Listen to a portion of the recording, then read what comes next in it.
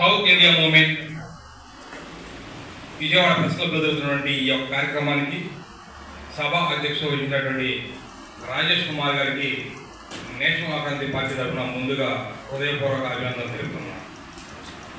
ఈ యొక్క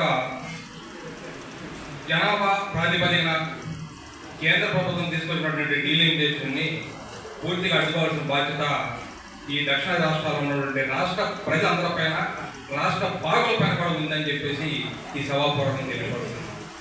ఈ యొక్క ఉద్యమంలో రాష్ట్ర ప్రజల భాగస్వామ్యం చేయడంతో పాటు వివిధ రాష్ట్రాల్లో పరిపాలన చేస్తున్నటువంటి ముఖ్యమంత్రులు కూడా ఖచ్చితంగా తీసుకువచ్చి దక్షిణ భారతదేశానికి జరుగుతున్నటువంటి అన్యాయం పైన గుర్తు విప్పాలని ఈ దక్షిణ భారతదేశంలో ఉన్నటువంటి అన్ని రాష్ట్రాల ముఖ్యమంత్రుల్ని విజయవాడ సభా వేదిక నుంచి పిలుపునిస్తున్నారు. ఖచ్చితంగా మీరు ఎంతటైతే మటుకు చేస్తాము, ఆ బాధ్యత నేషనల్ ఆక్రాంతి పార్టీ కూడా తీసుకుంటుంది. ఇక ముఖ్యంగా మనం ఉన్నటువంటి 13 జిల్లాలలో కూడా ప్రతి జిల్లా హెడ్ క్వార్టర్లో దక్షిణ భారతదేశానికి జరుగుతున్నటువంటి అన్యాయాన్ని కూలంకుషంగా వివరించి ప్రజలను భాగస్వామ్యం చేయడంలో నేషనల్ ఆక్రాంతి పార్టీ కూడా తోడ్పాటు అందిస్తుందని ఈ సభాపూర్వకంగా తెలియపరుస్తున్నారు.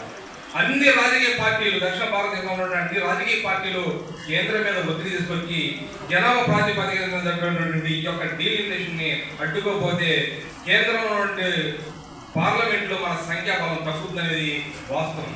ఎందుకంటే గతంలో ప్రభుత్వమే ఒక జీవో పాస్ చేసింది. మీకు 3 పిల్లలు ఉంటే లోకల్ ఉన్నటువంటి లోకల్ పార్టీస్లో మీరు పోటీ చేయడానికి వీల్లేదు.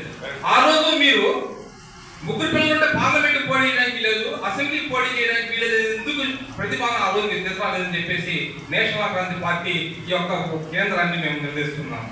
ఖచ్చితంగా అయితే మటుకు గతంలో ఉన్నటువంటి జనాభా ప్రాతిపదికన కాకుండా 33% మా దక్షిణ భారతదేశానికి పార్లమెంట్లో ప్రాతినిధ్యం ఉండాలని చెప్పేసి కోరుతూ ఈ యొక్క భాగస్వామ్యంలో అన్ని రాష్ట్రాల ముఖ్యమంత్రులు కూడా భాగస్వామ్యం చేస్తాము.